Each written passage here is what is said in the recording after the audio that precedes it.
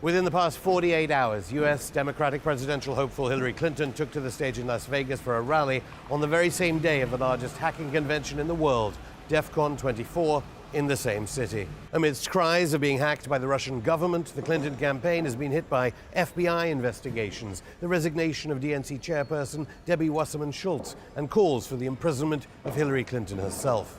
This all due to the WikiLeaks of thousands of personal emails from Clinton's account, separate to the one she should have been using on US State Department servers. But could there be more that could put the presidential candidate behind bars?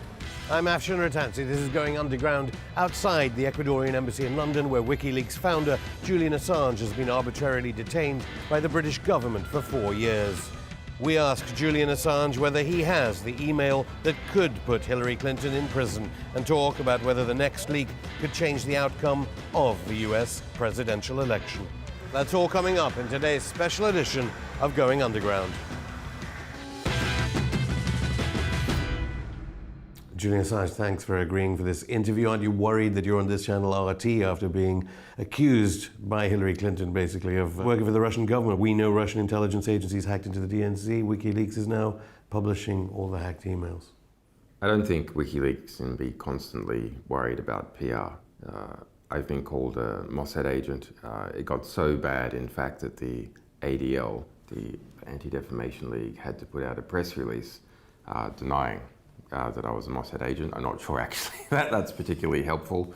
A cat torturer, a CIA agent, etc. So it's expected with our publications. Russia has been brought up by Hillary Clinton, most recently, just a few days ago on Fox. So I think it is necessary to address what WikiLeaks feels is its perception of its own publication to the RT audience. Everyone accepts that the emails that we have published, the 20,000 DNC leak emails, are completely accurate. So no one is saying, no, I didn't say that in this email, it's a fabrication, etc. That's accepted. It's not surprising that it's accepted because WikiLeaks has a 10-year publishing record where we have never got it wrong. That's an impressive business. It's also why we take a while to publish what we have, because we want to keep that perfect record. Now, given that the real source is known, in this case, it is the DNC, it is Debbie Wasserman Schultz, it is the Louis Miranda, the head of communications. We know they are the original source. So there's quite a difficulty in the Clinton campaign to try and outmaneuver the publication. So the content itself is unquestionable, so instead you have to bring in some other actor. So the actor that they've tried to bring in is the Russian intelligence services. Hillary Clinton just said, we know Russian intelligence agencies hacked into the DNC. We know they arranged for emails to be released. Yeah, so actually she has a slight variant on the we know. I don't think she says emails, I think she says some documents. Because the difference here is that do state actors hack the political organizations of different countries? Does the United States government do it? Absolutely. Of course, it hacks the political parties of many different countries.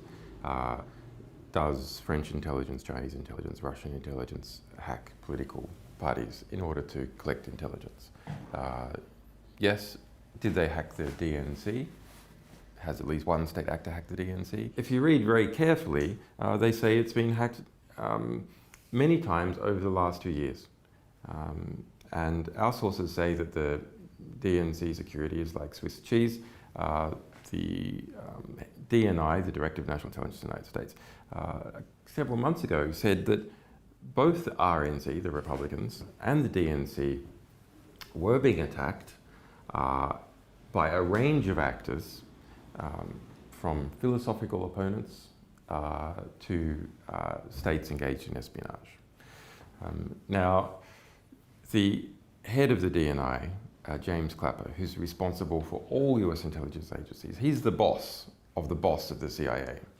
If anyone knows what US intelligence agencies knows, he knows. And on Friday, he had to come out and say that there's a lot of media hyperventilation, that they have no idea as to what motivation is, even if they did know who it was. So that's the head of the DNI dampening down ideas that they know who it is. Now, this is a separate question to the release of our emails. So in the US media, there's been a deliberate conflation between DNC leaks, which is what we've been publishing, and DNC hacks of the US Democratic Party, which have occurred over the last 2 years, by their own admission, a number of times. I think this statement by Hillary Clinton on Fox really does need to be tackled because it concerns us directly in our publications. What she is attempting to do is to conflate our publication of pristine emails. No one in the Democratic Party argues that even a single email is not completely valid. It hasn't been done. And the head of the DNC, Debbie Wasserman-Schultz, has rolled as a result. And whatever hacking has occurred of the DNC or other political organizations in the United States by a range of actors. Now, in the middle, we have something which is the publication by other media organizations of information purportedly from the DNC, and it seems to be the case. So that's a series of Word documents and PDFs published by The Hill, by Gorka, by The Smoking Gun. This is a completely separate batch of documents compared to the 20,000 pristine emails that we released.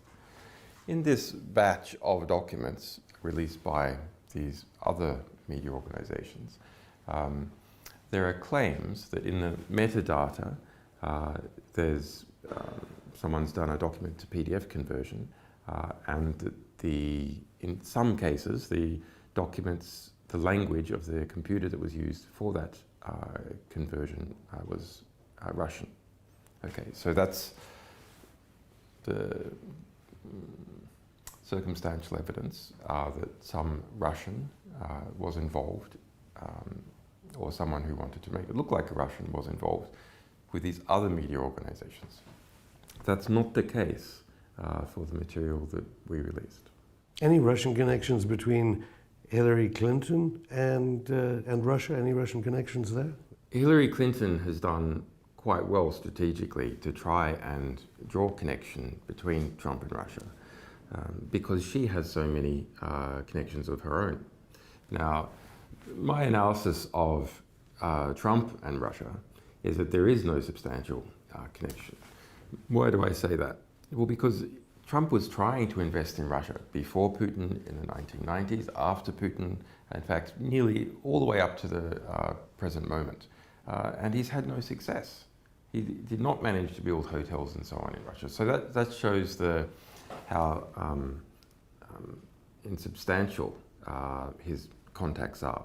There's an extremely well-documented pattern of when Hillary Clinton was Secretary of State, those people, companies, governments, who wanted a decision by the Secretary of State in their favor, making large donations to the Clinton Foundation, or in some other cases, business deals with the people around Hillary Clinton. Now, one particular instance is the approval by Secretary Clinton of selling 20% of the US uranium reprocessing rights to a Russian company to be exported to Russia. So at that time, a large donation was made by those Russian interests to the Clinton Foundation. In addition, Clinton's campaign manager, Podesta, was on the board of a company called Juul Unlimited.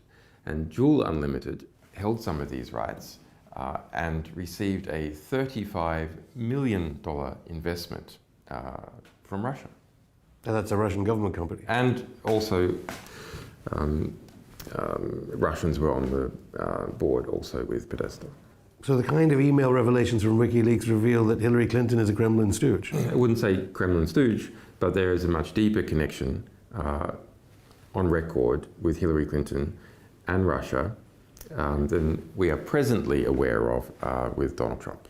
Well, some journalists would argue that it's actually the subject of the revelations that's more interesting to the American voter about the election, while the media, of course, is fascinated about whether the Kremlin is working with you, whether you work for the Kremlin, basically. No, but it's very, I think it's a genuine question. You should ask the sources of information. The least, however, in the case of WikiLeaks publications. Why do I say that? Well, the principal reason why you want to know the source of some statement is to understand whether it's true or not. It is a big issue in the case of other media organizations who are simply making claims and not publishing original documents. I'll give you an example, a very, very interesting example. I've done some research on the Turkish coup. Now, it's not spoken about in the West, but within Turkey, the Turkish newspapers are publishing elements of a theory that the United States was directly involved in the coup. The US intelligence backed Fethullah Gulen, who's based in Pennsylvania, as the head of the Gulen cult that has been implicated in the coup. In fact, according to the Turkish government, is the leading actor in the coup. He's wanted by President Erdogan. Yes, and they've put out an extradition request and so on. But one of the key independent points of evidence, not coming from an interrogation in Turkey where people might have been placed under duress, is that in the middle of the coup, NBC published that Erdogan was on his way to Germany to seek asylum. And they say this was told to them by a US military source. So what the hell is going on there? Because that went all the way around the world and was used to further the chance of the success of the coup within Turkey. Because if the president has fled, then he's lost control. NBC, a close supporter, so Trump supporters would say, of Hillary Clinton. So would a Hillary Clinton presidency endanger the NATO alliance and the ability to store American nuclear weapons at Incirlik Air Base and use it as a base to bomb Iraq and Syria under Hillary Clinton? Well, I think either government is potentially a problem because of, that coup was in Turkey very serious business. Hundreds of people have died. About 100,000 people have been fired or arrested in the post-coup purge, in it opportunistically in some cases of political enemies of Erdogan, in other cases trying to purge the society of the Gulen movement. Because the Clinton Foundation's major donors include members of the Gulen movement that Erdogan says were responsible for the attempted coup d'etat. Right, so Erdogan's going to look at that and treat Clinton suspiciously. But regardless of who becomes president of the United States, you have an extremely large bureaucracy, intelligence bureaucracy, that has its own mind in things. So he's going to look, unless Trump is elected and engages in a significant purge of the CIA, for example, I think Erdogan will continue to view it very suspiciously, especially as long as we've got Fethullah Gulen being protected in Pennsylvania. Julian Assange, thanks. We'll have more from Julian just after this break.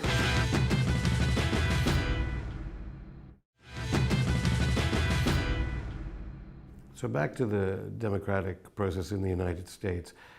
Basically, the first batch you released showed, and obviously we did have, at least you've got to admire Wasserman Schultz for resigning very quickly after your emails were released, after the WikiLeaks publication.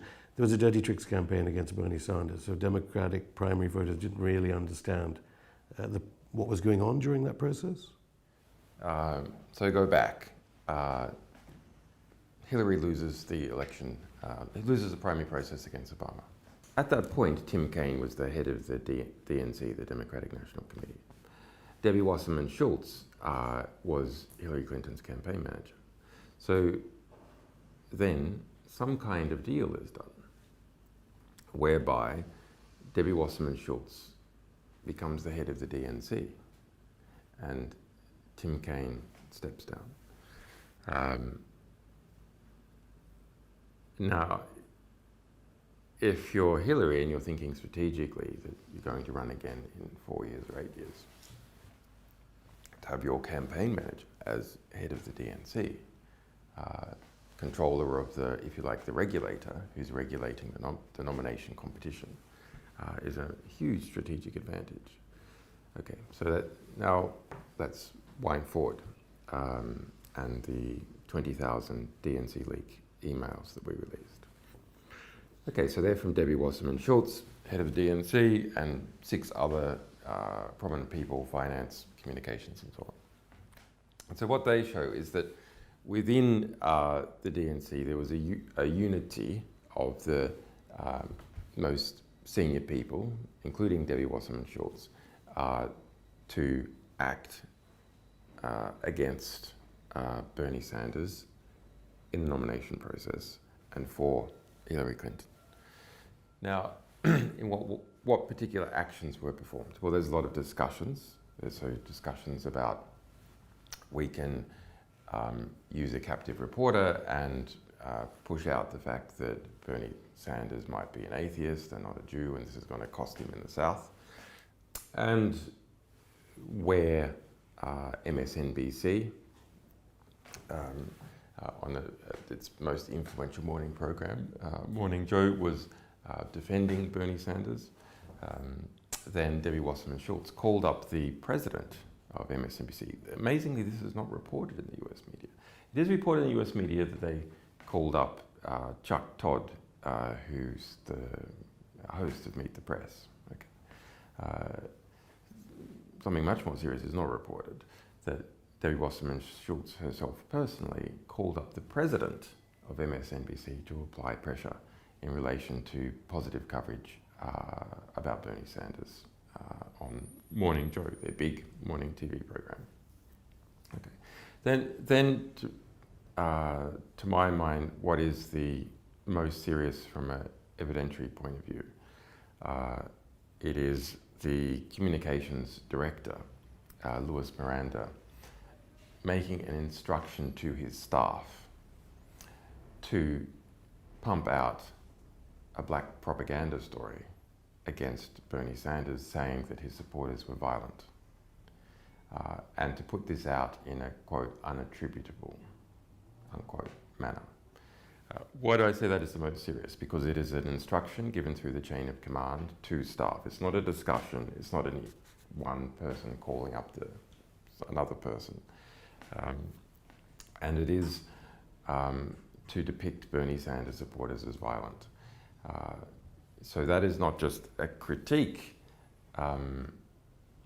That is not just to give Sanders a break here or make things a little bit harder for him there. It is to demonize a Democrat in the eyes of the public. So the Democratic Party demonizing a Democrat in the eyes of the public through covert means. Well, there is no way, presumably, Hillary Clinton can win if there is a link between Hillary Clinton and ISIS-Daesh. Now, I know your WikiLeaks is reviewing all these different emails. You have so many of them, and you need to look at them and who they can damage, who they can't, all sorts of things WikiLeaks does before releasing them. President Obama is now bombing ISIS-Daesh positions in Libya, so it's reported. Did Hillary Clinton use Libya as a conduit to sell arms to ISIS-Daesh in Syria? The US government, at the time that Hillary Clinton was in charge of foreign policy, did use Libya as a conduit to get arms to jihadists in Syria. That's well established, not just by a range of our materials, but by the investigative work of Cy Hirsch and a variety of other investigative reporters in the United States. Some of those even published in the New York Times. And any of the emails, I mean, you have mentioned that Libya comes up in so many of the emails that you've been releasing. As regards Hillary Clinton as Secretary of State. In the batch of 32,000 emails we released a few months back, There are 1,700 in relation to Libya. So it, including, I suppose that the most useful one is, which is colloquially referred to as Hillary Clinton's Libya brag sheet. So she was documenting all the ways in which she led the invasion of Libya in a political and, to a degree, an organizational sense. So pushing it within the US government, bringing in the European partners, etc., etc. Okay. Even going there herself personally. Anything to add to reports that, according to the French papers, the big French industrial conglomerate Lafarge, which has been donating money to the Clinton Foundation, and has got the reports in the French press were it was it was relating funds with ISIS Daesh. Any information, any emails that connect up Hillary Clinton to ISIS Daesh through Lafarge? Well, most of this work was done by Le Monde, so that's the New York Times equivalent of France. And so what they show is that Lafarge, which is a giant, amongst other things, a giant concrete company, transnational concrete company, was involved in Syria. There's, interestingly, more than 350 Lafarge-related emails in our Syria emails release. So that's 2 million emails that we published about Syria, including the personal emails of the President Bashar al-Assad. And so the investigation by Le Monde reveals that they paid ISIS Daesh money, taxes, if you will, for their operations in certain areas. Yeah, they engage in a variety of business deals. Donor to Clinton Foundation. We're waiting. And Hillary Clinton's involvement is that money from Lafarge in 2015 and 2016 went to Hillary Clinton Foundation. So that's recent. Now you ask, well, why let's go to Hillary Clinton Foundation? Actually, there's a long-term relationship between Lafarge and Hillary Clinton. She was a member of the board, for example. Do you expect that, I know you can't comment directly about the pending email releases from WikiLeaks, but do you expect more about the Clinton Foundation? Yes. I have to also get to Yemen, because Saudi Arabia does crop up in some of the emails you've already released. 20 million people now facing humanitarian disaster. Clinton Foundation mentions there was no mention of the Clinton Foundation at the DNC conference, noticeably, at all, about the good works it does. Do you think part of it is that connection to Saudi Arabia, let alone the 28 pages connection of 9/11 to Saudi Arabia? What is the connection between Hillary Clinton and Saudi Arabia that certainly got Israel angry? Well, it's extensive. I mean, the relationships between Hillary Clinton and Saudi Arabia, between the Clinton Foundation and Saudi Arabia. Saudi Arabia is probably the largest single donor to the Clinton Foundation.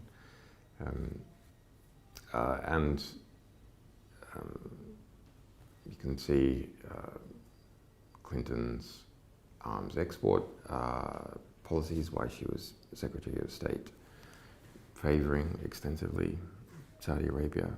Okay, William Binney, the whistleblower who's been on our show, says that the NSA can easily get access to all these emails. So if there is illegality in the pending emails of your release, or malfeasance in the ones you've already released, President Obama could presumably act on it and get Hillary Clinton charged, regardless of whether you're about to release an email, which would mean that James Comey or the FBI would have no alternative but to arrest Hillary Clinton. Well, our view, which we have already stated, is that if the evidence that the FBI has is enough for a grand jury to indict already. That's not hard. It's actually saying that a grand jury will indict a ham sandwich if instructed to do so. Exactly. But which I'm having, because I have a grand jury myself, Against a federal you. Grand jury in Washington D.C. I'm well aware of what they're like.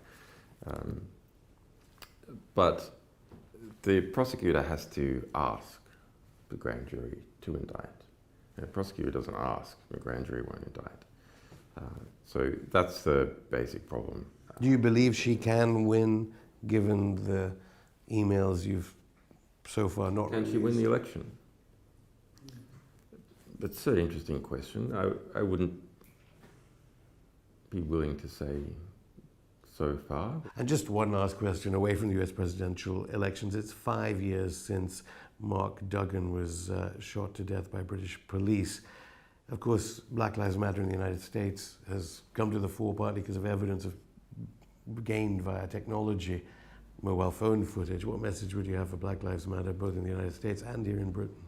Well, it's transparency. I mean, the transparency in relation to DNC leak, which took the head of Debbie Wasserman Schultz, head of the Democratic Party, that came from us presenting to the public pristine, original documentation of what people were doing.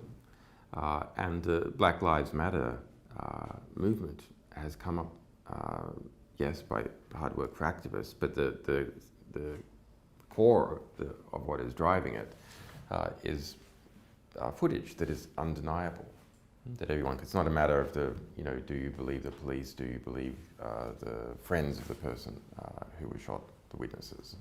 No, there's undeniable footage of exactly what has occurred, and that is not only stimulating parts of the black community. I think the black community has understood this for all too long, actually. But it's stimulating enormous acceptance and sympathy outside the black community because their argument is proven. Julian Assange, thank you. You're welcome. We contacted the Pentagon about the allegation made by Julian Assange, but they did not issue a statement. As for Lafarge, they did not get back to us in time for broadcast. Well, that's it for this special edition of Going Underground. We'll bring you the latest emails published by WikiLeaks as and when they come. See you on Monday.